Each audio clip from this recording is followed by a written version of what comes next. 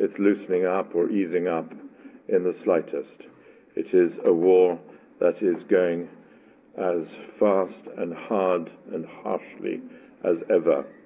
And we are still in a position where 40% of the Ukrainian population need humanitarian aid. 40% of the population remaining in Ukraine need humanitarian aid.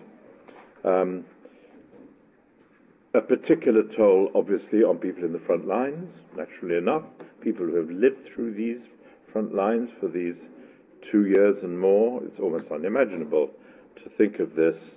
I remember going with Denise to Kherson a good year ago, and where Kherson had just been regained by Ukraine, but down by the river, and these poor people trying desperately to live in such desperately difficult circumstances, and now the war has taken them over again. Relentless attacks against energy, against homes, other civilian infrastructure, and it's a war which we should not forget. It is really important, and the message, I think, from all of us today will be, please do not forget Ukraine, while there are many other places in the world which grab our attention. And I remember being reminded of this by the very, very good Ukrainian diplomat, in fact, your colleague in New York, who spoke to me some weeks ago, said, please tell the Secretary General that, please, Ukraine still needs help.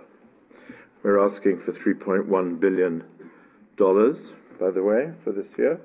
We were 67% funded last year. I was asked a question as how much of our $3.1 billion do we need?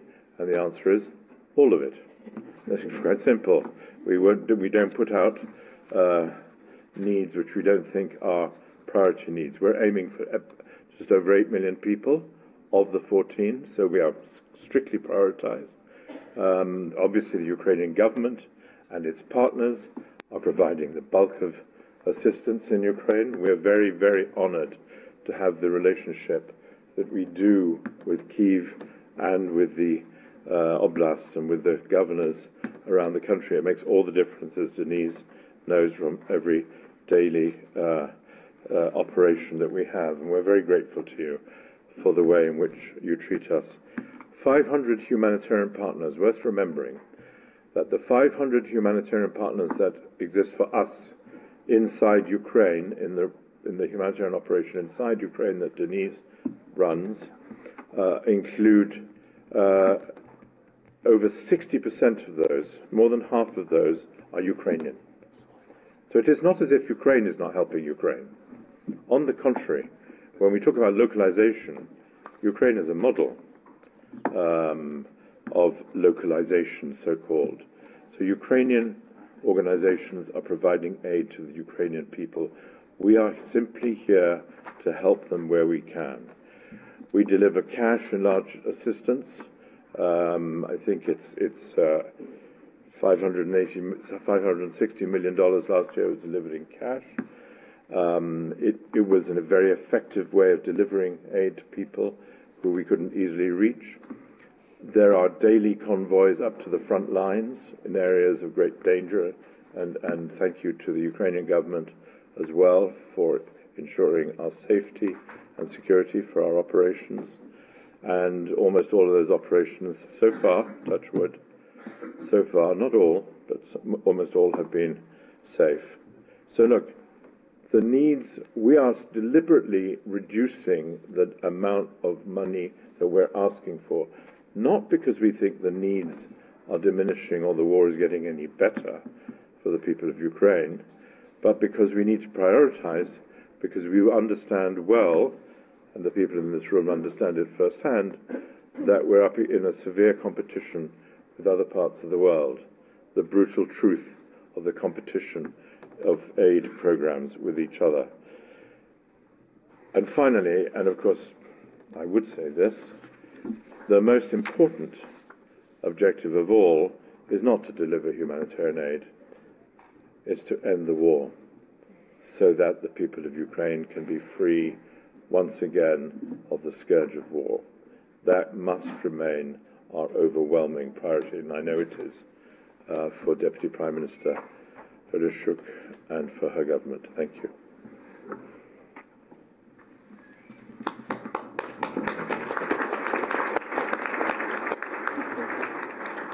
Thank you very much, Mr. Griffiths. Now let's turn to another side in the conflict, and that is the refugees. So far, about 6 million Ukrainians have fled the country. So let me turn to High Commissioner for Refugees, Mr. Filippo Grandi. How would you describe the situation for the refugees today? Thank you very much. Good morning, everybody. And like Martin, I really like to defer to Deputy Prime Minister and to Denise and to civil society representatives that really will give you a more concrete sense of the situation. But from this perspective, just to add, first of all, let us not forget, full stop. I'm very worried that only 2 years, not even into this crisis, we already have to say this, of a crisis that we had to say until recently, don't forget other crises, because everybody was focusing on this one. So this volatility is a killer, literally. And I hope that this event helps, and you will help us in your capitals put it back where it should be as a humanitarian priority, among other things. It is a humanitarian priority. The last month has been devastating for civilians. The displacement volume continues to be the largest of any other situation in the world. 10 million people, 4 million displaced inside, more or less, 6 million refugees all over the world. This is still huge, 10 million people. You don't have any other situation like that. And of course it's winter, which makes it in Ukraine primarily, but also in many of the countries where Ukrainian refugees are, it makes it more challenging. The priority for the UN and its partners is inside Ukraine. That should be very, very clear. And I think this is also the priority for all the countries represented here that host Ukrainian refugees. I just had a very good discussion with the Deputy Prime Minister. We fully support her view that you need to make people strong, resilient. This is really what we should be doing, and humanitarian assistance is part of that effort. Displaced people, vulnerable people, cash distributions, the linkage in the case of displacement with solutions, with the recovery, that has been the constant message of the government. I think it's important to support that. Outside, of course, outside Ukraine, the response in particular in European countries continues to be quite exemplary. The adoption and extension of the temporary protection regime that has been decided in Europe has been literally life-saving and life-building. It's part of the same. Let's make people resilient until they can go back home, and resilient means having access to services, having access to work, and so forth. We have heard less, all of us, about Ukrainian refugees after the big outflow in 2022. On the one hand, this is good because it means that there are no enormous challenges. On the other hand, it makes me a little bit nervous because there are some challenges everywhere that need to be addressed, and that invisibility is a double-edged sword. Don't forget that the statistics are very clear. It's about half of the Ukrainian refugees, in Europe in particular, of working age that are actually gainfully employed. It's about half of the children that go to school full-time. Now, we know there will be probably informal employment. There is probably a large number of children that study online the Ukrainian curriculum. But I'm just flagging that there are indicators that need to continue to be watched, especially by the host country, with the support of all of us in the aid communities, especially when it comes to the vulnerable people, to the disabled, to the single mothers. Many of them are single mothers, not all, but those that have more difficulties accessing services and so forth. Just to flag, and I'll speak about this a bit later, but We are asking for $1.1 billion. We, meaning UNHCR, is not alone in this, of course. It's we're talking about 11 countries hosting refugees. We're talking about targeting about a third of the total number of refugees through these programs. In Moldova in particular, a bit broader, these percentages, including host communities. We're talking about more than 300 partners, almost 50 of whom are refugee-led organizations. So a lot of localization, a lot of civil society involvement, which I think is important. And we're asking for $1.1 billion, which is considerably less the same appeal of last year, which was $1.7 billion, reflecting the fact that many people have access, are more self-reliant, and the respective governments in Europe are sustaining the brunt of the effort. So in recognition of that, we have also reduced. Just last point to recall, I think last year the percentage of funding was 73%, which is good as these appeals go in what was already almost a second year of operations. Please keep it up, keep it like that. Remember that we are in a dire financial situation, all of us across the world. Ukraine was an exception up to now. Keep it an exception. No, don't penalize the other situation, but keep it an exception, because otherwise, if also in Ukraine we have to do the cuts in operation, in staffing, in approach that we have done in other places, we will not fulfill our own responsibilities to the Ukrainian government and people. Thank you. Thank you very much, High Commissioner. Now let me turn to a prominent guest that we have, Her Excellency Irina Verещuk, who is the Deputy Prime Minister of Ukraine.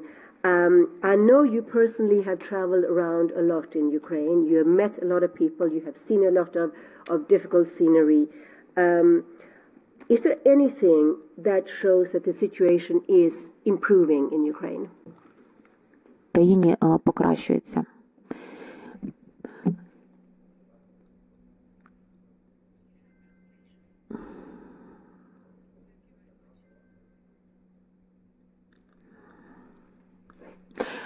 Thank you very much for your question. And the first thing that I would like to say is that thank you to all of you, to each of you personally, because here you have the most prominent humanitarian operators in the world, because your work has been so prominent. You are so professional, and millions of people all over the world are dependent on your professionalism, and millions of people in the world get help from you. So this round of applause is for you. And taking advantage of this amazing group of people, I would like to personally thank Martin, to you. And you know for what? On behalf of the Ukrainian government, on behalf of the Ukrainian people, we will always remember what you have done for us in May of 2022 when you helped evacuate civilians from Azovstal. Believe me, it was almost impossible, and Martin personally managed this whole operation, and he also deserves a separate round of applause for this outstanding humanitarian effort. And then the grain corridors, Martin, this is also extremely important, and I would like to also have a separate round of applause for Filippo Grandi in March of 2022 when Russians were just outside of Kyiv. He was in Kyiv with us, working with us, helping every day and reacting to everything that we needed at the time. And again, many thanks to Dennis Brown. When I saw Dennis for Christmas of this year, when we were celebrating Christmas at home, Dennis was in Ukraine on the front line with the Ukrainian people, helping everyone there. And I thank her for that. And responding to your question whether the situation is improving with humanitarian crisis in Ukraine, no, the situation is not getting better, but it has stabilized. It becomes more controlled, and the stabilization is because of you. We as government of Ukraine would have been in a very difficult situation without your humanitarian apparatus, without all these efforts that you have been putting, adding to what we were doing. Thank you for your amazing motivation. And you have to understand that 22 was the year of adrenaline shock that we all had, and the year of amazing energy that was accumulated, that has accumulated under the conditions that we all faced. We stood together. We saved millions. And it seemed to us that the war will be over. Just a couple of months, we stand and we win. But this has not happened. And the year 23 came, and with it came understanding that this war could be long-term. Of course, this created impression, this had feedback on the Ukrainian people and on the Ukrainian government, because resilience of people is not just soldiers in the trenches. Resilience is built by the fact that parents of the soldiers, wives of the soldiers, children of the soldiers are somewhere there, provided with support. And this is how the soldier in the trench can be assured that he does what he needs to liberate the country, and everyone else is done what is needed in order to help Ukrainians survive and build resilience. And here we are, the most amazing humanitarian apparatus. I don't need to explain anything to you.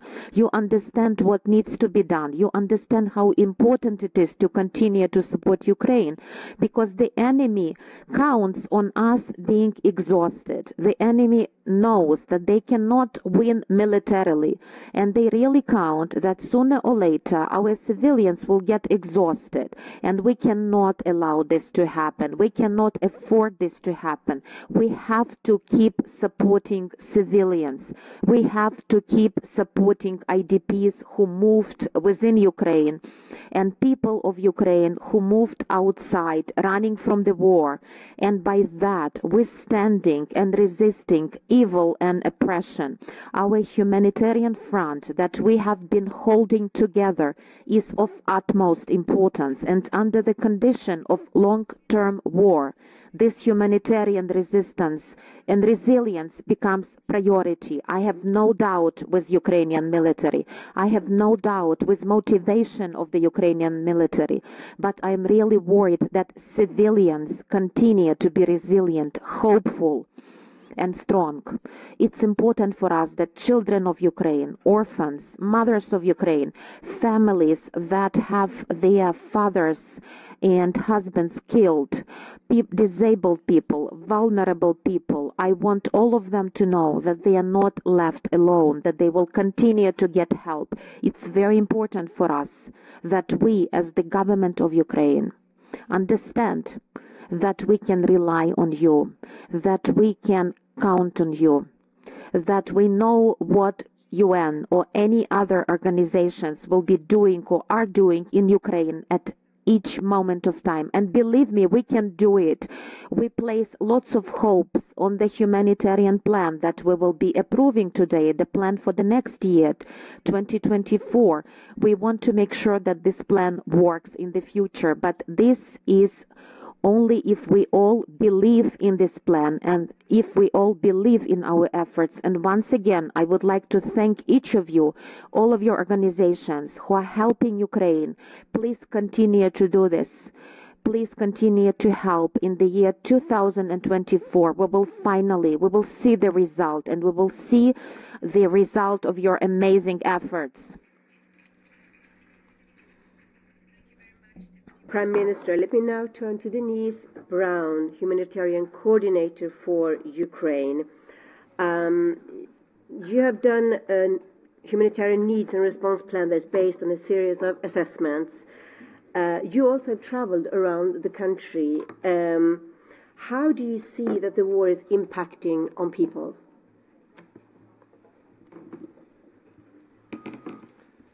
Thank you very much. And I'd like to take you to a place you've probably never heard of, which is called Khoza in Kyiv, in eastern Ukraine. Khoza is a small community of 320 people, or was 320 people, when on the 5th of October, when people were sitting in their homes, a missile landed in the middle of that small town, killing outright 59 people, so wiping out 20% of the population in seconds. Absolutely devastating, and happens almost every single day in Ukraine. So when that happens, what do we do? What do we do together? The first thing we do is what we try and do for many of these incidents, is go to those locations. So the very next day, we were there. I was there, UNHCR, WHO, OCHA, we were all there. Why? Because it's what the Deputy Prime Minister is saying. First of all, is that demonstration of support, that despite all of the other tragedies in the world right now, which, yes, looks completely overwhelming, that Ukraine is still important, that a small community of 320 minus 59 people in seconds is still important. So we go, first of all, to demonstrate that importance. Secondly, and I'd like to thank OHCHR, because we go also, and they did an excellent report on that tragic incident. It was not a military installation. There was no military installation there. It was 59 people sitting in a cafe mourning the loss of a loved one. So that's the second reason why we go. We are part of a chain. What do we do in terms of the assistance? We do that. It works. It's a very good machine. As the Deputy Prime Minister is saying, we've got the machine in place, the local authorities, the local volunteers who do an outstanding job, the national actors, the international NGOs, the UN agencies, the government. We've got that piece is set now. We respond to every one of these incidents. So day one, we're there. What are we doing? Bringing psychosocial support, immediate supplies, so people whose now doors and windows have been completely destroyed by this massive explosion, which was bigger than this room, the destruction left behind, and damages, the waves damage everything around it, immediate supplies to start those repairs. So psychosocial support, our presence, our witnessing what happened, and supplies. That's days after. Weeks after, it's rebuilding the homes. It's in many locations removing the rubble. In many locations, it's supporting small businesses, because that little town depended on that little cafe. It was the only source of income that they had. So all of this we can do. It's now predictable, thanks to your funding, thanks to our coordination, thanks to our network, thanks to relationship with the authorities. But it's the years after. And as Martin said, we're now moving to the third year. There's nothing left for us to repair in that community. There's nothing left for me to get my hands on. What's left behind is much harder to deal with. How do you get over the fact that there was, and still is, the playground of that community is right beside where that cafe was hit? Or the women, because I was there on Christmas Day, who tell me, I don't go to the center of town anymore, I can't. Don't forget, that missile hits, there's immediate damage, we're responding. Thank you so much for your support. In the years to come, that damage that we don't see has to be dealt with. And that's the phase we're moving into. My message is, the war is not over. The suffering is not over. We continue to require your support so that we can do the job that we have been doing. And if the funding is not coming at the level that's required, you know from other locations, we will have to start dismantling the humanitarian system. And rebuilding that in Ukraine, certainly it's not me who's going to be able to do that. So all of these things we need to keep in mind as we move forward, but the fundamental message is the war is not over. Thank you. Thank you very much. Now we have two NGOs here. Let me first turn to Mrs. Joanna Garbalinska, Director of the Humanitarian NGO Platform in Ukraine. There's a lot of humanitarian aid going into Ukraine. How would you say that the collaboration between the international community and national actors is working? Thank you very much. Thank you. So, yes, I represent the humanitarian NGO platform. We're 90 members, both international and Ukrainian NGOs, and obviously we're part of a much larger humanitarian community, majority of whom are obviously Ukrainian NGOs. And we know where we've seen that Ukrainian humanitarian actors, whether local, including local volunteer groups, youth-led or women-led organizations, are really the backbone of this response, and have been so from the very beginning. And I think we've seen a lot of investments and progress made in Ukraine towards what could be a locally led response. And this is, I think, in large part thanks to very strong advocacy from civil society that really pushed the humanitarian international community to do better. And at the same time, obviously, the international community was willing to listen and act on that. And this has resulted in actions and investments that allow us to look at how we want to measure the progress on localization, to define it locally and to ensure we have a strategic approach as a collective to this. But this is just the very beginning, and obviously this is also dependent on funding for the humanitarian response, the ability to fund local actors and to push on systemic issues within our system that maybe we thought weren't really possible before. I think if given the time and the funding and the support, we'll be able to bring and show that this is indeed possible, and also bring it to further a global agenda to strengthen localization or locally led response. And it would be really a lost opportunity if we're not able to do so if the level of funding effort is not sustained. Thank you, very interesting. Do you see things that could be actually improved that are not working so well today? What could be done? Well, I think obviously we've seen that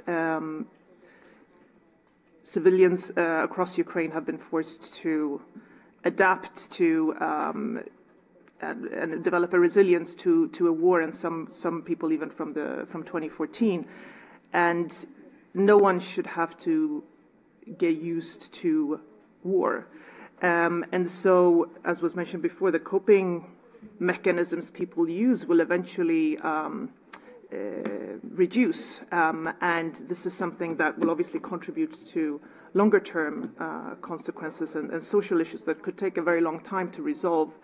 And just an example, NGO Girls, a Ukrainian organization, did a nationwide survey, which found that half of the parents that they surveyed don't really know how to support their children through this, and 42% of adult Ukrainians do not know how to access professional help to address worsening mental health challenges. And I think this is an example, and obviously there's many more throughout the response, where we need to make sure that humanitarian, recovery, and development actors work at these issues all at the same time. And it can't only be put on the humanitarian community to make sure that this is resolved, because these are also longer-term issues, and obviously making sure that we work together with cooperation and support of the government of Ukraine.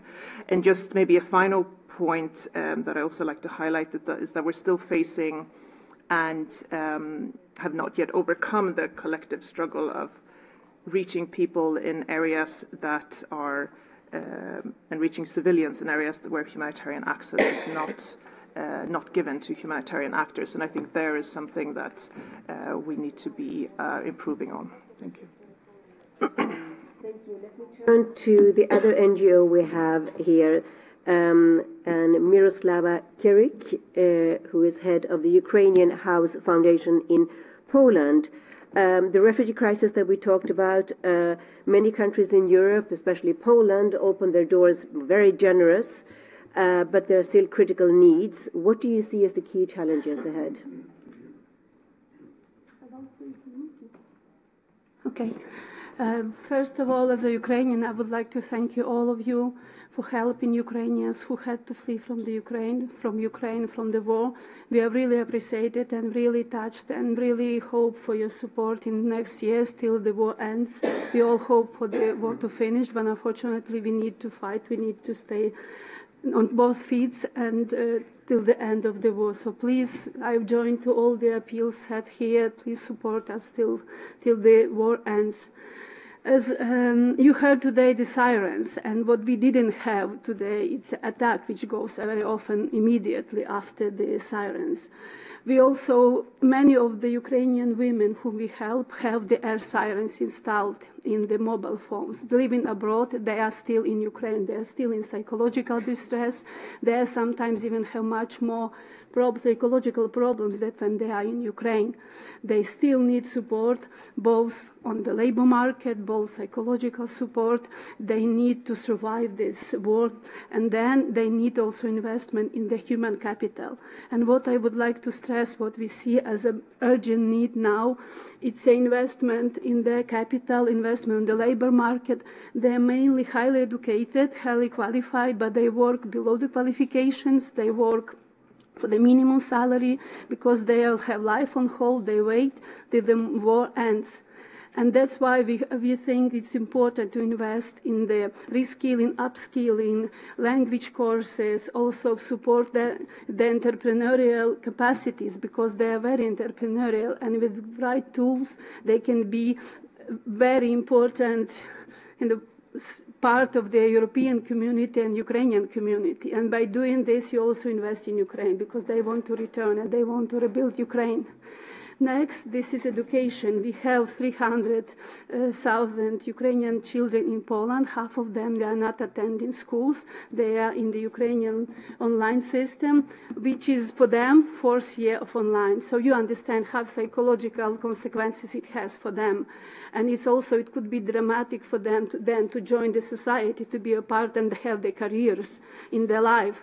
So I think it's very important to support the returning them to school, but also what is important also for me, also as a Ukrainian, and I think for Ukrainian government and Ukraine, to be in the Ukrainian system, to provide the system of Saturday school, Ukrainian schools, or online schooling, to have this Ukraine, part of the Ukrainian identity still being preserved. We also, as a civic society, has the models how to work, how to establish schools in double systems, so we can share, but it still needs funding. The third thing, which is also very important, it's limited resources. Polish society and European society was very welcoming and support us during these 2 years. But unfortunately, after 2 years, as it was said, the topic of Ukraine is not appearing in the news, and the society is tired, exhausted.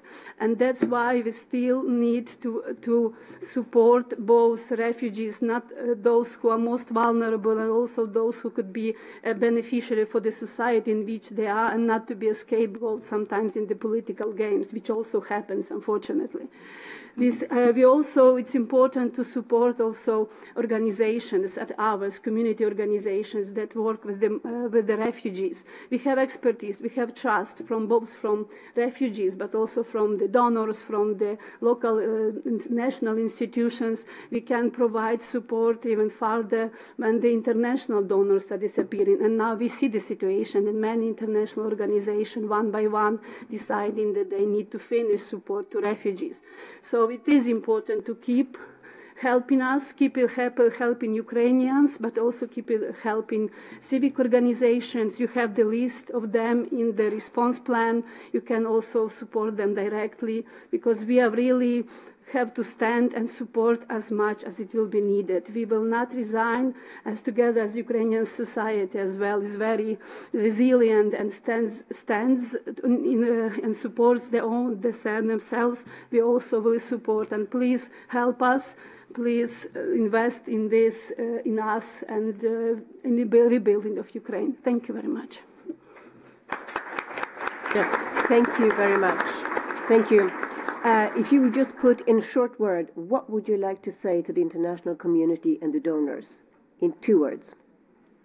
invest in human capital for Ukrainians who live abroad now, and invest and support civic societies, because we are really on the ground. We help, we know how to help, we have expertise, and we are good in that. Thank you. Thank you very much. Now, let me turn to a very special guest that we have today, Ms. Anna Shutyaeva. You are a Ukrainian refugee. You fled from Kherson, and it was a very dramatic flight, I understood. So would you tell us about this, please? Thank you for your questions. And good morning, ladies and gentlemen. And, first of all, I'm honored to be here, sharing my experience, thoughts, and emotion as a refugee from Ukraine and Romania. When you hear people talking about travel, how many countries they were to, it's usually about holidays. But our travel has been different. After the war started, we stayed home in the occupied Kherson region for as long as we could. And it was not easy to live. Even thinking about leaving was heartbreaking, but our journey was not simple.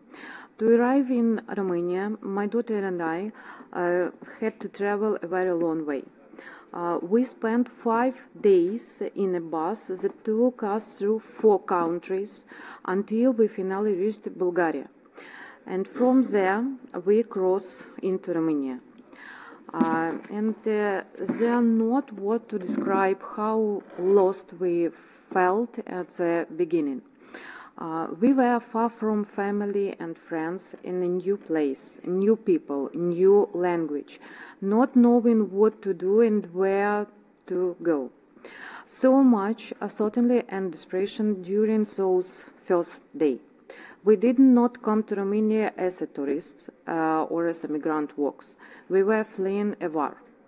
I understood very fast that I must do something to make a life for myself and my daughter in Romania. Immediately, UNHCR and NGO partners helped me find the first job. And in less than a month, I was working in a hotel as a cleaner. I didn't know what to expect. I had no such experience because I have a different professional background with 2 degrees in law and in economics. But I had to go on. After 7 months, UNHCR helped me find a more suitable workplace at a large company's warehouse. It's still not according to my qualification, but working is essential for me. When I arrived in Romania, I did not speak Romanian. This was a real problem for me. Many Ukrainians were talking language classes, but because I started working very soon after arrival, I learned by myself and help of volunteers and my colleagues. Now, let me tell you something about my colleagues from Romania. They are so kind, so friendly, and they help me so much. For example, we speak Romanian, and I asked them to teach me and correct me. They show me how to do my job best, and they make this very warm atmosphere around me. They are truly like a family, and thanks to them, it's a pleasure to go work every day. Dislike them means so much when you are away from home. Thank you.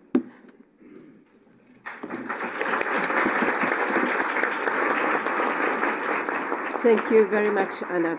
Much appreciated. Now, let me get back for a quick wrap-up with High Commissioner for Refugees, Filippo Grandi. What would you say in this very important refugee response plan, what are the most important elements? Elements and maybe some concluding remarks on what everybody has said on the refugee side. First of all, elements are relatively simple. You know, we, together with all these organizations, work on issues related to legal status, to particular needs that some groups may have. We support efforts towards self-reliance. I think that's very, very important when you talk about humanitarian work. And of course, and this is also an open invitation to governments and municipalities, let's pay attention to social cohesion, which will become a challenge going forward, as we heard from Miroslava, given the protracted situation. It's a highly localized, just like the other appeal, they're both very localized, to use the fashionable word, but in this case, there is a lot of capacity that we can rely on, and I fully subscribe to what Miroslava said about supporting local organization. This applies, by the way, also to the Ukraine appeal, because we can rely on very strong civil society in that respect. One small reminder to government representatives here, temporary protection, that has been really the backbone of allowing inclusion of Ukrainian refugees, technically cannot be extended, if I am correct, as of next year, as of spring of 2025. So it is important, there will be a new European Commission after the election, but it is important to start thinking about, let's hope the war ends before and people can return. But God forbid this doesn't happen. This will become an issue that needs attention going forward. Very important to see this as resilience, as Irina said, as everybody said, investment in for when people will be able to go back. So without education and self-reliance, this will not be as effective. And please, please, please don't give up. Funding is going to be a challenge. This is just the first meeting that we have here in Geneva with the diplomats and the diplomatic corps. You'll hear all of us come back to you on many other situations. Sorry about that, but you know, if conflicts are not resolved, these situations will continue. So if the war doesn't finish, we will have to continue to come back to you, and the situation is bad. My organization has cut almost 1,000 positions at the end of last year, at a time when you need strong humanitarian agencies around the world. And this is just to say that I wish I could have done it earlier, but I couldn't. But this week I'll be visiting Moldova just in a few days, and then I'll spend almost a week in Ukraine. We just heard from, we just discussed this with the Deputy Prime Minister, and so as soon as I'm back, I'll be able to share even more impressions and advice on the way forward. Thank you all. Thank you very much. Let me then go back to Anna again. I'd like to ask you, what are you looking forward, what are your hopes and dreams for the future, as the situation is now very difficult?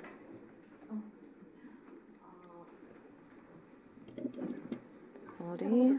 I'm sorry. My future.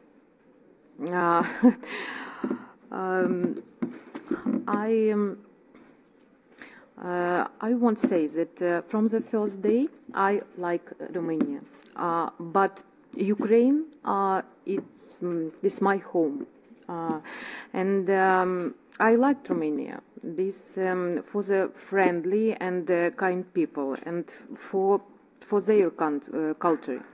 The people showed so much empathy towards our gift, but something more was given to us.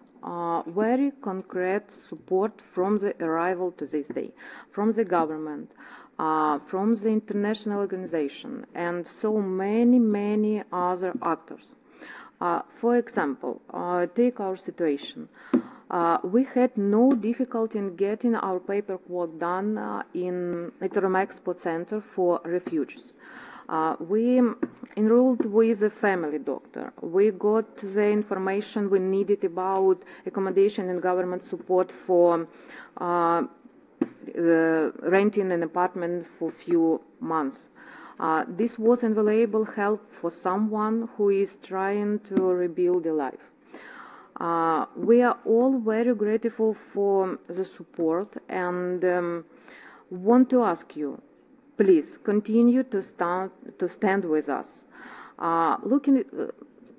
looking into the future, there is still so much uncertainty. This is the truth.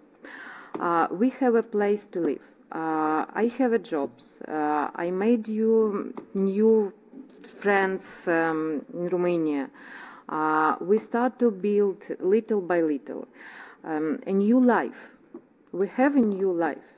Others people, many still, are struggling to find their way. But it's difficult for another people from Ukraine. And they have difficult with language, with found a job, with found place for kinds. And we still miss, when you know, of course, we miss our friends from Ukraine. And of course, I miss my family who stay now in Kherson. We would love to go back, but people are still living in Ukraine. This is why we continue to need your support. Our situation is not easy, and we could on all the help we can get. You asked me about my dreams for the future. I think the future is uncertain. I wish to learn Romanian so well that I can use my degrees and work in my field while still in Bucharest. But above all, I wish the war were over and to return home to Ukraine. But here is the problem, because my home is still on the occupied territory. I cannot go back in Ukraine now. And until România este casa mea. Romania is my home.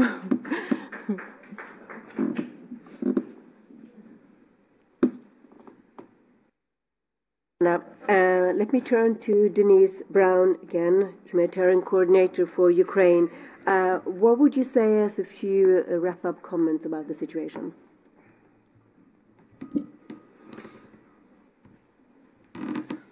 We have a very solid humanitarian response in place in Ukraine.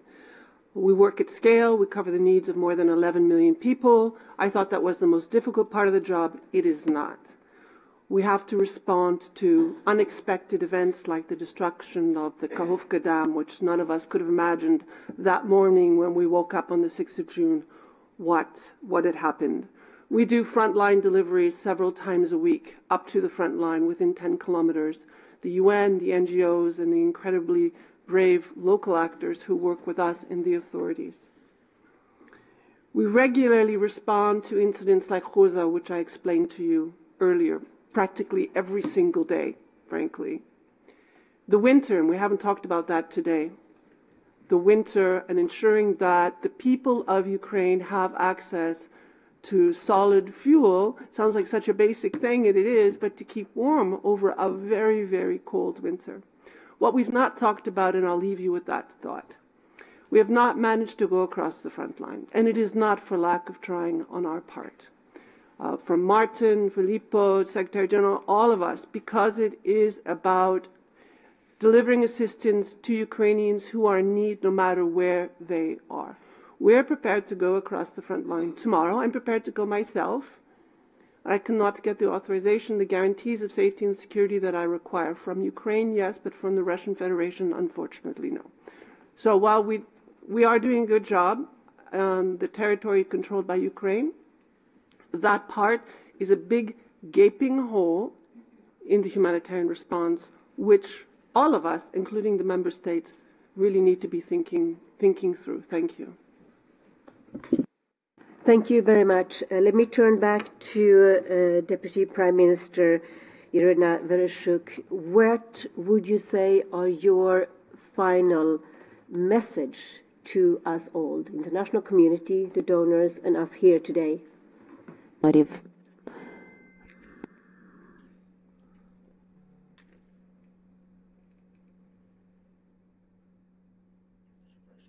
I would like to ask all of you to understand that the war in Ukraine is not one more war or is not another war. This is not the next regional conflict. I would like all of you to understand that nothing like that ever happened in the world since the Second World War, and the scale of crisis, the scale of tragedy, you know it very well. Nothing like that happened before. Since the Second World War, Russia has used all kinds of weapons against Ukraine as of now, except for nuclear weapons.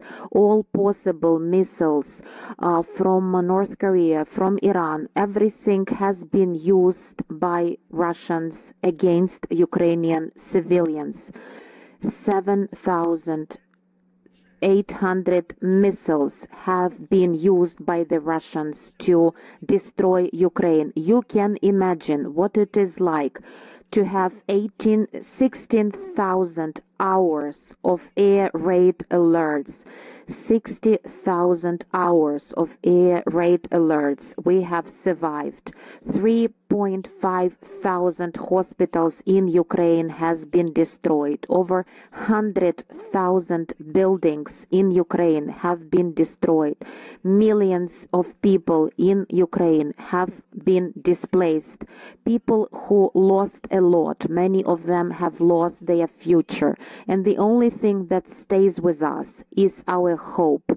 And it's very impossible. It's very important that we all understand, because this war has a long-term nature. We have to change our approaches to make sure that our humanitarian response efforts stay long-term and stay large scale. I understand that the policy of humanitarian response is usually large scale, but it is usually short term when you react to some disaster.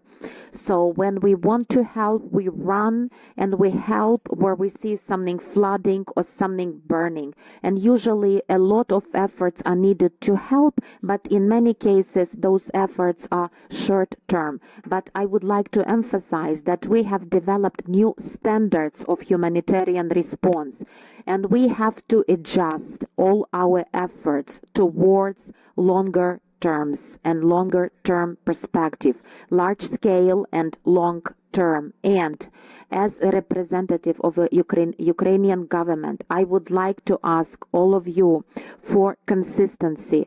Humanitarian assistance that we are receiving should be more predictable, stable and consistent. And once again, we are fighting against a very dangerous enemy. Everything that Ukraine has is directed towards supporting military. Almost 100% of the Ukrainian budget goes to the Ukrainian military, goes to buy weapons that we need to win the war. And what it takes in order to support civilians, what is not priority, Ukrainian government cannot afford to fund. And military is priority at the moment. And this is why humanitarian response, I hope we will continue to support with you. We will never give this enemy a 1 minute chance to get a feeling of winning. They will never win, and we will never surrender. Thank you.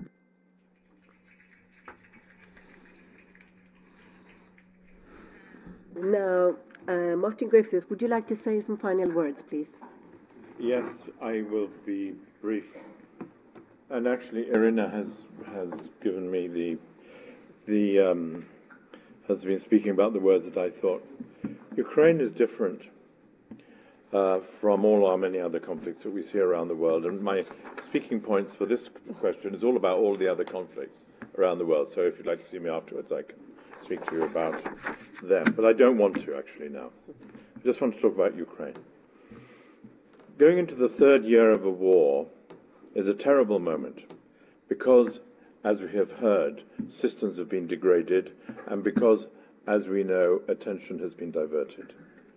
You know, what is remarkable about Ukraine, I find, through these two and now into the third year of war, is that despite the fact, Irina, that you are investing your budget totally into military operations, which you have to, you're still running Ukraine.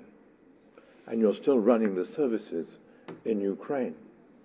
and they still work. And yes, of course, you are getting assistance from outside, but you are still governing that country in a way that is remarkable, given the slaughter that is inflicted upon you.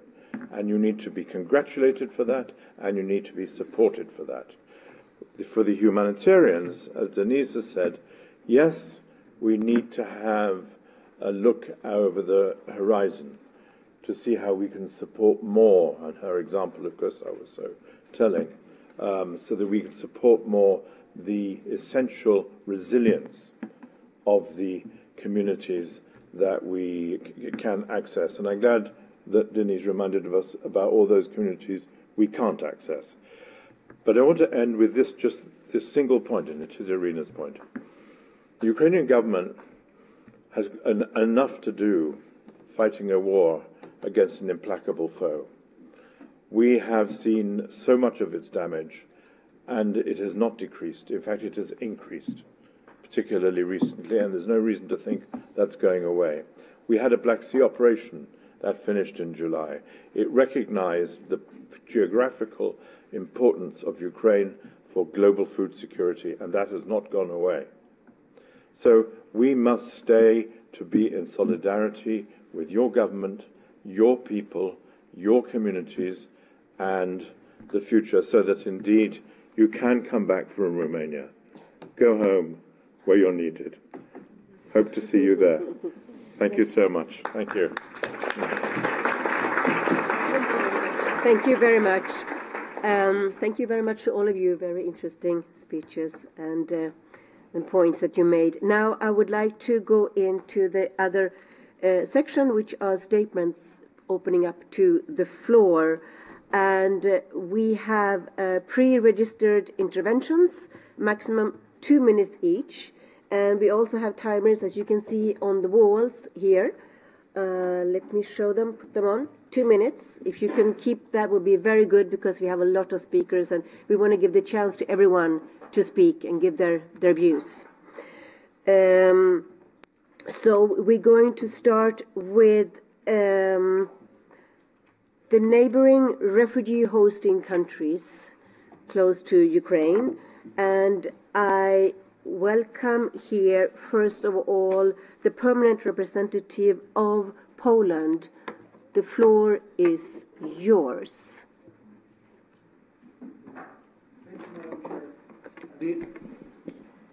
At the outset, I would like to thank all the panelists for their interventions and for setting the framework for this meeting. Poland wholeheartedly welcomes the joint organization of today's event by UN OCHA and UNHCR. I would like to thank both organizations and their staff for all the efforts aimed at providing assistance to more than 14 million Ukrainians, refugees and internally displaced persons, and, to a lesser extent, returnees.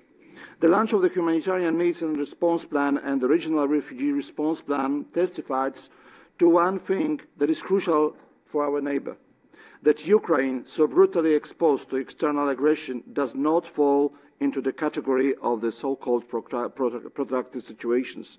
The Ukrainians deserve better than to be the victims of the biggest Russian-induced humanitarian crisis in Europe since 1945, and this event partly confirms that the world has not failed Ukraine. Madam Chair, maintaining stable and predictable assistance to meet the basic needs of war refugees is particularly important as we approach the 3rd anniversary of the outbreak of the war. This observation applies not only to Ukraine itself, but also to the countries of the region which host more than 2 million refugees. Among them is my homeland, Poland, who is proud to host about half of these refugees and to provide them with comprehensive assistance in accordance with the strategic objectives of both plans.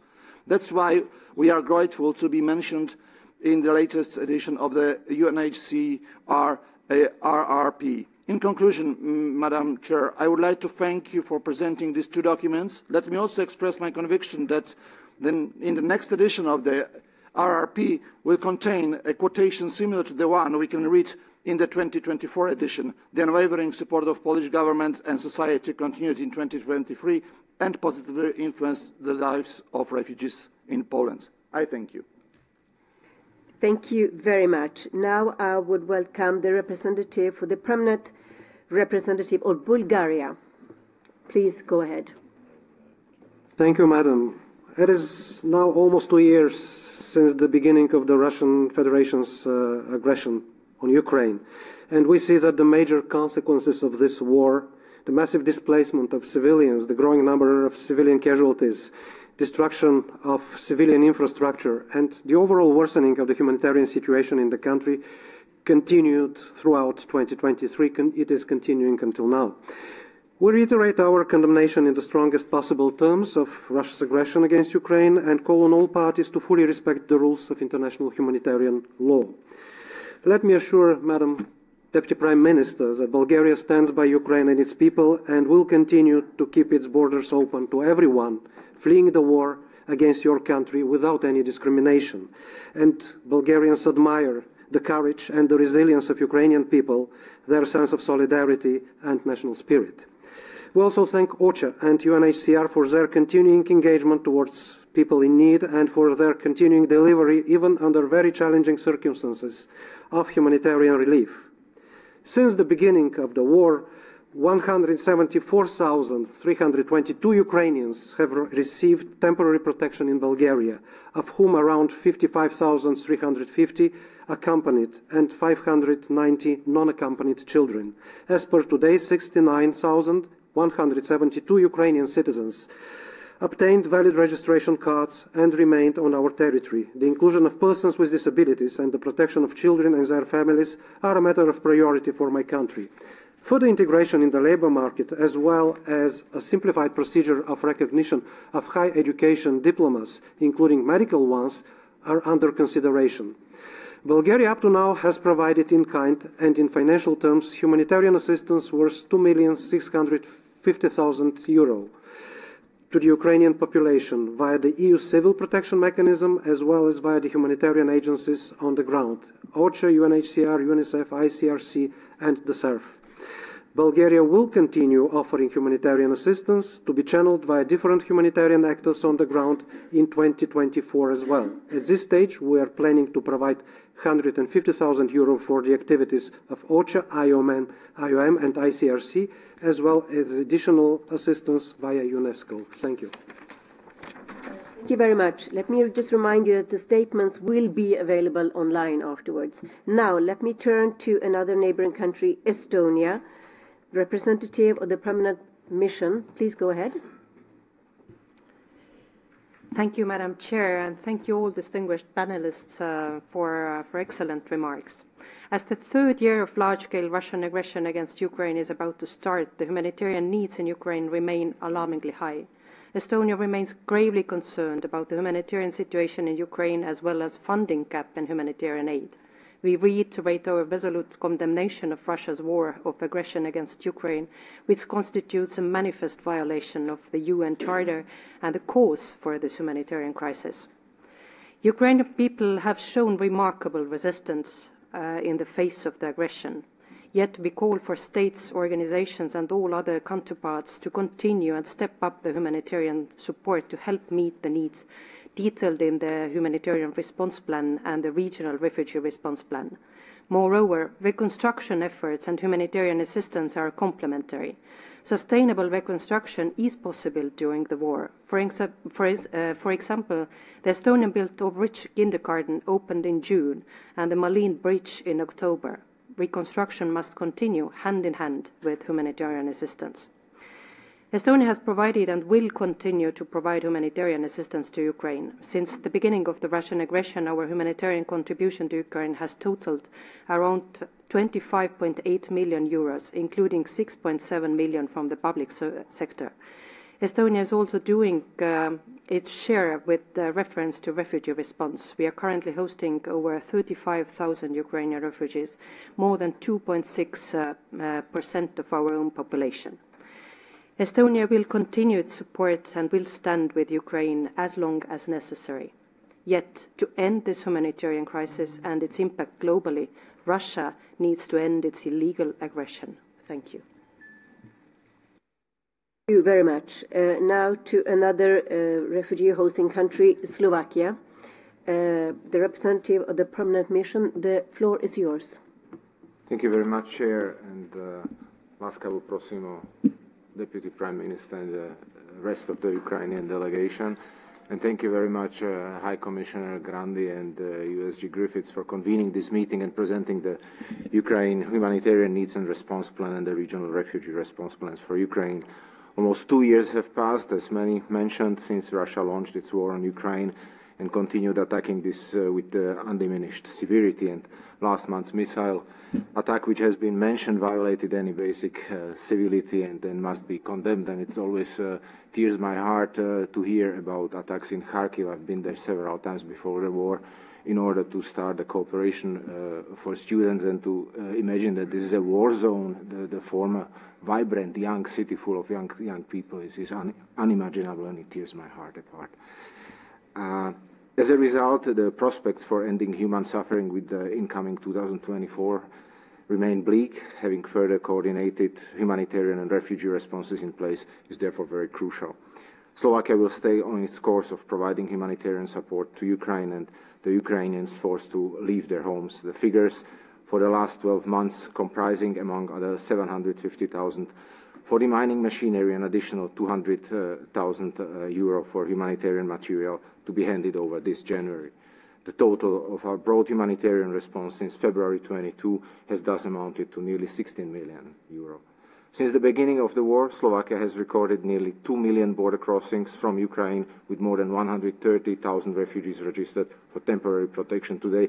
And Ms. Shutiaeva mentioned a very important part of this struggle to integrate the people. I can say for myself, my GP right now is Dr. Zhevska from Ukraine, and this is important that the people are integrated with their qualification, which they have, and they work in their field, which they worked before. It is also in this acute context that we offered at the last month's Global Refugee Forum a set of national pledges and joined several multi-stakeholder commitments. To close, I again add my voice to all those calling for an end to the war and for a peace respecting Ukraine's national sovereignty and territorial integrity. Thank you. Thank you very much. Now we're going to have a pre-recorded video from the United States and the Deputy Administrator for USAID, Mrs. Isobel Coleman. Good morning. I would first like to express my thanks to UN Emergency Relief Coordinator Martin Griffiths, High Commissioner for Refugees Filippo Grandi, OCHA and UNHCR for hosting this launch event today, and for continuing to lead the global response to the needs of the Ukrainian people.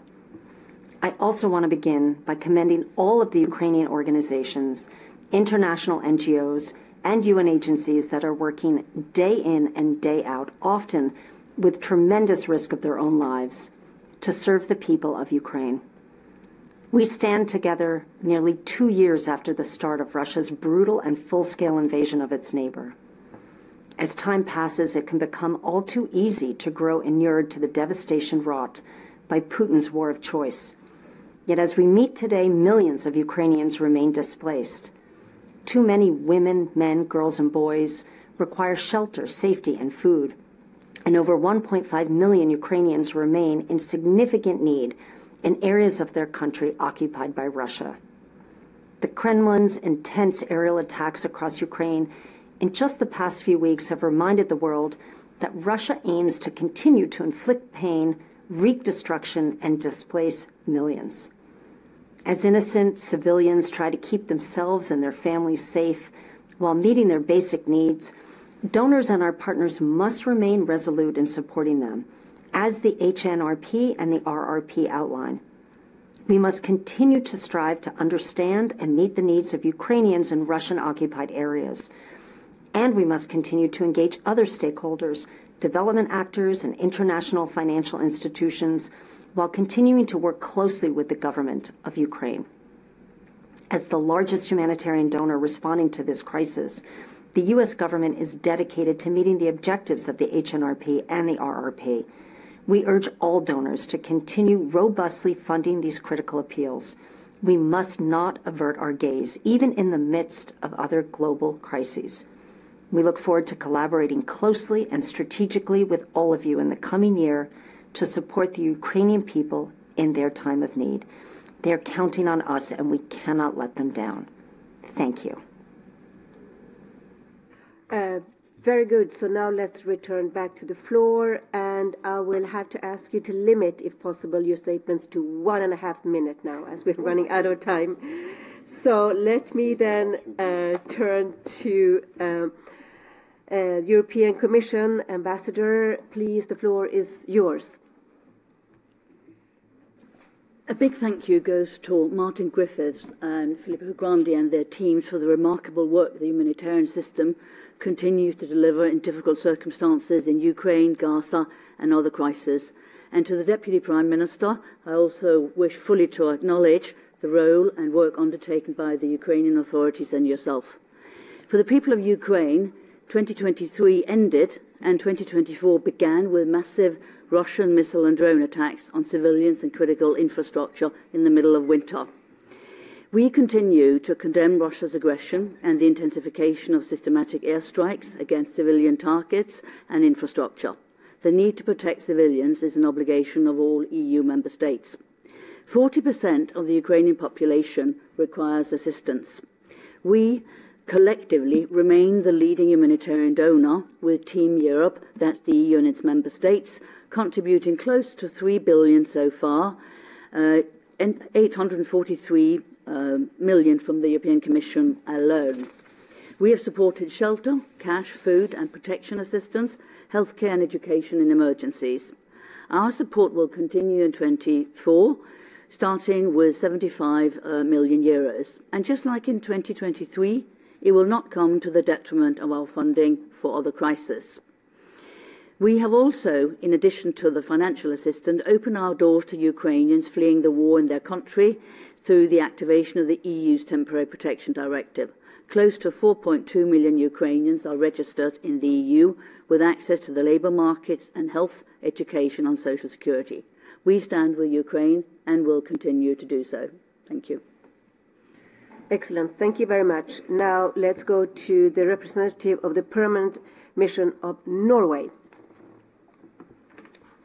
Deputy Prime Minister, Excellencies. Next month marks 2 years since Russia's full-scale invasion and a decade since its illegal annexation of Crimea. Russia's continued aggression has brutally destroyed the lives of countless civilians. And now, instead of peace, Russia marked the winter holidays with a surge in attacks. We strongly commend the resilience of the government and the people of Ukraine. Let me also thank the UN, the Red Cross, and other humanitarian organizations, Ukrainian and international, for their important work. Norway's support for Ukraine is steadfast, flexible and long-term, and will evolve as Ukraine's needs evolve.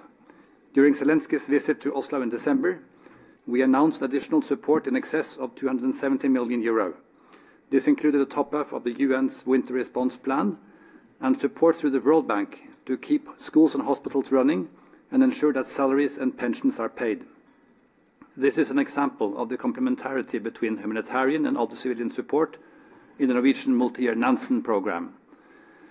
Let us not forget, this is a man-made humanitarian crisis brought about by Russian aggression. We call yet again on Russia to end its illegal war. In 2023, Norway provided approximately 248 million euro in humanitarian assistance to Ukraine and to the regional refugee response. We increased our support to mine action and to food security, as well as to the Ukraine Humanitarian Fund, which plays such an important role in strengthening local humanitarian response. We remain deeply concerned by the lack of access to Russian military-occupied areas and by the long-term impact of the wars on Ukraine's children and other vulnerable groups. In closing, and this is important, we are not smitten by any kind of fatigue. In 2024, Norway will continue to provide high levels of humanitarian support for millions of Ukrainians living under extremely difficult conditions. Our support for other vulnerable countries affected by the war will also remain strong. Thank you. Thank you. Now let me turn to France, the permanent representative. Please, the floor is yours. Madame la Présidente, distinguished panelists, Madame Deputy Prime Minister, first of all, a message of support of France to Ukraine.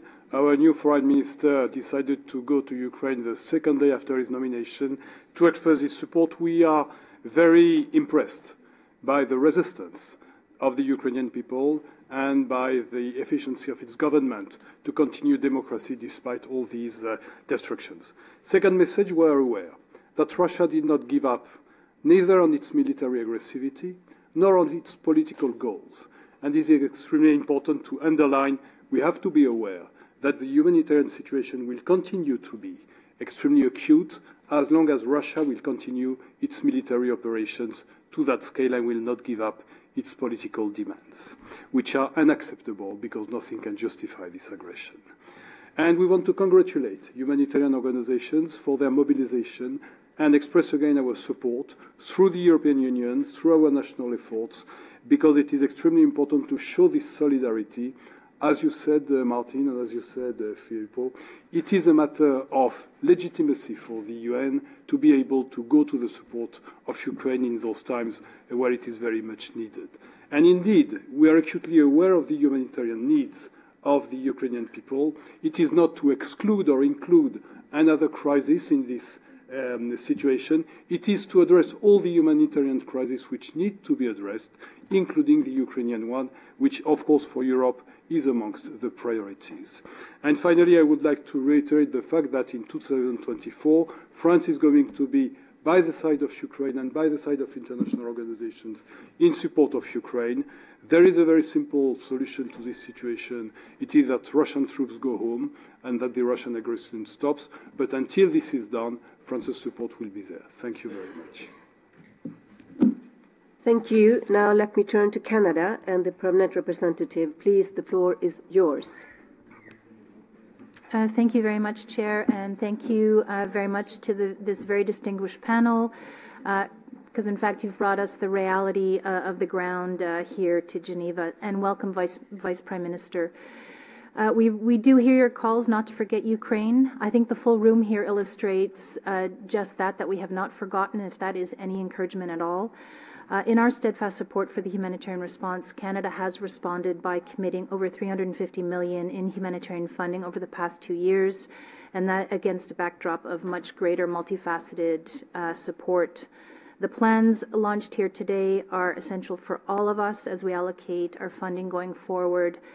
But I really just took the floor to state that Canada is unwavering in its support for Ukraine and will continue to show our solidarity with its brave and resilient people. So thank you very much. Thank you very much. Now let me turn to the Netherlands and the representative of the permanent mission. Please go ahead. Yes, thank you very much, Ms. Chair, Deputy Prime Ministers, Excellencies. Thank you for updating us on the deplorable situation in Ukraine as a result of the Russian aggression. And thank you, Ms. Brown, for continuously speaking up about the suffering of innocent civilians in Ukraine. People inside Ukraine are battered by ongoing attacks on civilian targets. As Ms. Brown mentioned, even small villages fall victim to unprovoked attacks. Ukrainians in occupied territories are suffering from barbaric crimes of Russian forces, especially the illegal deportation of children. And also our thoughts are with the millions of people that had to flee to neighboring European countries and the uncertainty they face. Deputy Prime Minister Verещuk, we applaud the people of Ukraine for their resilience going into the third year, and would especially also like to thank Ambassador Filipenko and her team for their unwavering effort and energy to promote and defend the interests of Ukraine and its people here in Geneva. This year again, the humanitarian needs are estimated around 3.1 billion, and the message is clear: every dollar, every euro is needed. And this is not counting the immense investment needed for already undertaken recovery. And I'm pleased to hear that Ukraine is seen as a model for localization. The Netherlands will continue to stand with Ukraine, and today we pledge an additional 15 million euros to the 2024 humanitarian efforts in Ukraine through the Ukraine Humanitarian Fund. This is in addition to the 10 million euros that we provided to high-quality and accessible psychosocial support for those that need it as a result of this terrible war. Because we know that Ukrainian resilience is needed now and for all stages of recovery and rehabilitation in the future. This war should not be forgotten. It's on the top of the agenda. Thank you. Thank you. Now, let me turn to the permanent representative of Sweden. The floor is yours.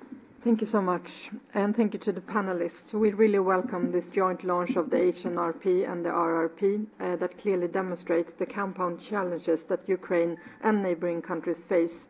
The humanitarian situation in Ukraine, as we have heard today, remains deeply concerning and motivates our high continued attention. Support to Ukraine remains a top priority to the Swedish government. Our humanitarian assistance to Ukraine due to the Russian full-scale invasion so far amounts to over 2 billion Swedish krona, or nearly 200 million euros. Sweden has also increased our attention to the complementarity between life-saving humanitarian efforts and the efforts to support to Ukraine's recovery, reconstruction and resilience. To support to Ukraine's energy infrastructure is one such example. As highlighted in the HNRP, humanitarian access remains a critical constraint, especially in areas under temporary military control of Russia. We reiterated our call on Russia to provide full, safe and unhindered humanitarian access in areas under its temporary military control, in line with international humanitarian law. Sweden continues to support a more locally led humanitarian response, and I would like to particularly commend the important work of local Ukrainian humanitarian actors that also, every day, are subject to great risk. Finally, Sweden looks forward to continuing our cooperation with donor partners to ensure a coordinated, sustained and effective response in support of the Ukrainian people. I thank you. Thank you very much. Now, exceptionally, as this is an exceptional event, a very important launch, we have 10 more minutes that we can go on, and I would just have to ask you then to try to keep your statement to 1 minute, if possible. So, a lot of speakers, a very important topic. So now I would like to welcome the Deputy Permanent Representative of Germany. Please go ahead. Thank you, Madam Chair. Under Secretary General, High Commissioner, Vice Prime Minister, Excellencies, ladies and gentlemen. Unfortunately, 2 years after Russia's full-scale aggression against Ukraine started, and after 10 years of war in the eastern parts of the country, there is still no end of the aggression in sight. This winter, Russia is again deliberately targeting energy infrastructure. Our short-term focus, therefore, is to provide humanitarian assistance to the most vulnerable and war-affected people in this particularly cold season.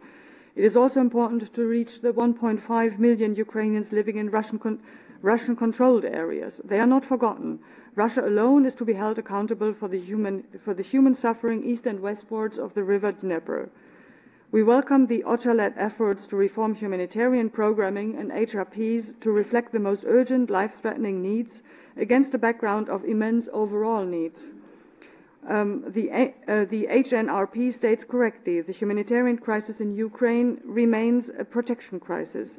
Consequently, our focus on mental health and psychological and psychosocial support will remain a vital part of our humanitarian response. While the response plans predict slightly decreasing humanitarian needs, the funding gap is unfortunately increasing. Let me conclude by iterating that Germany also in 2024 stands firm on its substantial humanitarian support to all Ukrainians in their homeland and for those who have found refuge in Germany for as long as it takes. And we call on our partners to uphold much needed humanitarian assistance for Ukraine. Thank you very much. Now the Permanent Representative of Denmark. Please, the floor is yours. Thank you. Madam Chair. The launch of these appeals is a painful testimony to Russia's continued brutal and unjustifiable war of aggression against Ukraine, a war that the Danish government continues to condemn in the strongest possible terms. A war that continues also to have wide-felt global consequences, exacerbating global food insecurity and affecting the most vulnerable, in particular women and children. From day one, Denmark has, together with our partners, been standing by Ukraine.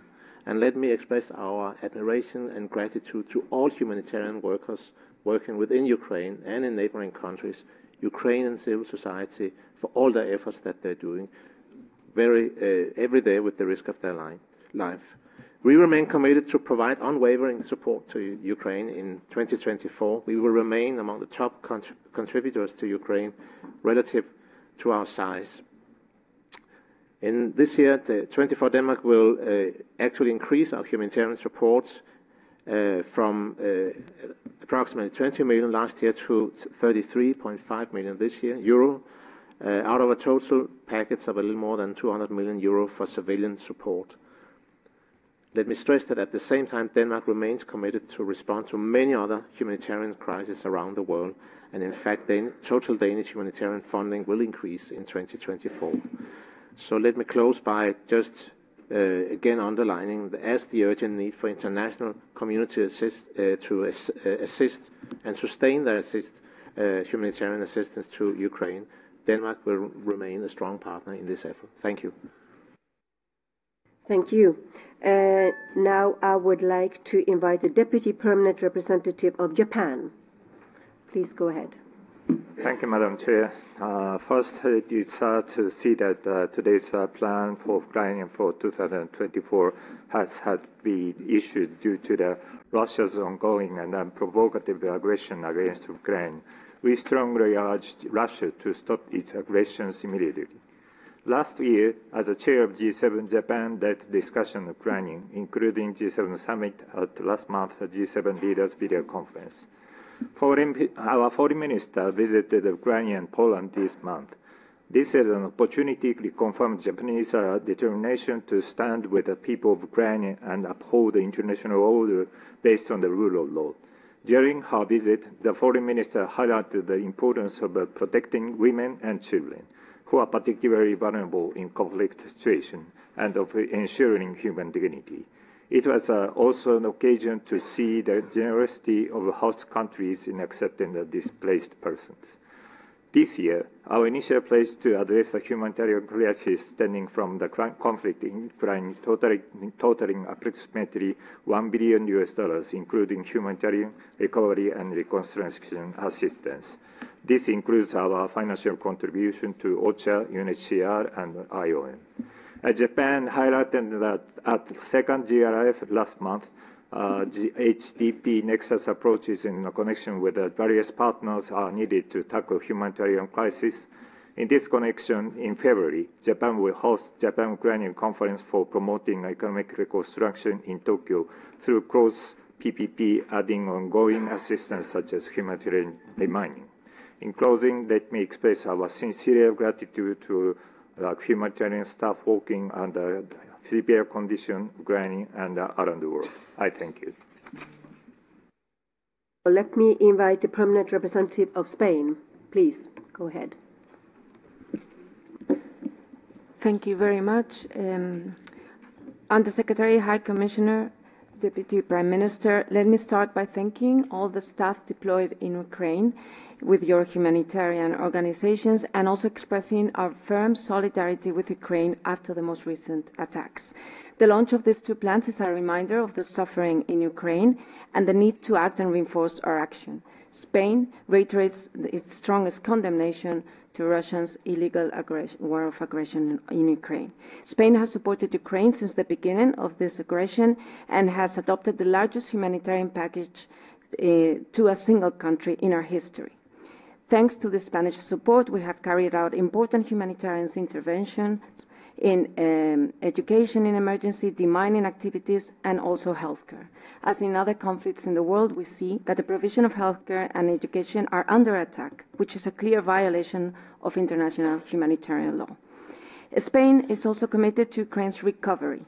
Additionally to humanitarian action, we are engaging in development interventions and as well as in financial assistance and support. Spain's society has expressed its solidarity with Ukraine. Now we are the fourth European country in terms of temporary protections granted. More than 190,000 people are displaced under the protection in Spain. 32 of them are minors. 32% of them are minors. Ukraine has also been at the center of the Spanish presidency of the Council of the European Union. As it was mentioned, two major achievements have marked this semester. One, the unanimous extension of the Temporary Protection Directive, and also the agreement of opening accession negotiations with Ukraine. The government of Ukraine, humanitarian organizations, and civil society local organizations can count on Spain's unwavering support. Thank you very much. I'd like to go to the permanent representative of Greece. Please, the floor is yours. Thank you. I'll try to be as brief as possible. First of all, we would like to reiterate our call for an immediate withdrawal of all Russian troops from the whole of Ukraine in full respect of its sovereignty and independence. This is the most critical enabler for the reconstruction of the country. As a member of the EU, we are determined to continue our strong support to Ukraine for as long as it takes. Greece has provided humanitarian assistance, including medical supplies, both inside Ukraine as well as to Ukrainian refugees hosted in neighboring countries. We have made contributions to the UNHCR, UNICEF, and other actors providing support to Ukraine. We are fully committed to actively supporting Ukraine's reconstruction effort. We can further facilitate Ukrainian exports using the ports of northern Greece as logistics hubs. Already 53% of Ukrainian exports in terms of volume are carried out by Greek shipping. We are contributing to the preservation of Ukraine's cultural heritage, particularly in the Odessa region. Collectively, we should focus on public-private partnerships in sectors such as construction, logistics, health and pharmaceuticals, information and communication technologies to kickstart Ukraine's reconstruction efforts. Finally, Greece is organizing a conference on the reconstruction of Ukraine on 15 February 2024 in cooperation with the European Investment Bank. Thank you. Thank you. Now we have two more speakers, two more statements, and I'd like to invite the representative of Finland. Thank you, Chair. Thank you, panelists, Excellencies. Our thanks to OCHA, UNHCR, and all the panelists for highlighting the devastating effects of Russia's war of aggression in Ukraine that continues. Finland's support for Ukraine and the country's sovereignty, independence, and territorial integrity is unwavering. Ukraine is Finland's largest recipient of humanitarian aid. Since 2022, we have allocated over 42.7 million euros to Ukraine in humanitarian assistance. Our overall support to humanitarian aid and development cooperation funds will be 232 million euros during 2024 to 27. In 2023, Finland channeled the biggest share of its humanitarian aid to Ukraine through the OCHA's Ukraine Humanitarian Fund. We appreciate that the fund enhances localization by supporting the humanitarian work of national and local humanitarian organizations and volunteer groups, and that it pays attention to disability inclusion as a cross-cutting priority. We would like to thank the multiple humanitarian actors in Ukraine who make sure that the help reaches those in urgent need. Finland also provides protection to people fleeing from Ukraine. Since February 22, over 64,000 people from Ukraine have applied for temporary protection in Finland. My family, my parents actually had a family from Kherson region for 1 year, from August 22 until the family continued to another location when the daughters of the family continued university studies in Finland, and it's just appreciation how Ukrainians actually are able to continue their life and looking for the future. It's something to appreciate. To conclude, we, the international community, need to stay united, condemn Russia's aggression against Ukraine, and sustain our support to Ukraine and meet the urgent needs. Thank you. Thank you. And now I'd like to invite the representative of Croatia. Please, the floor is yours.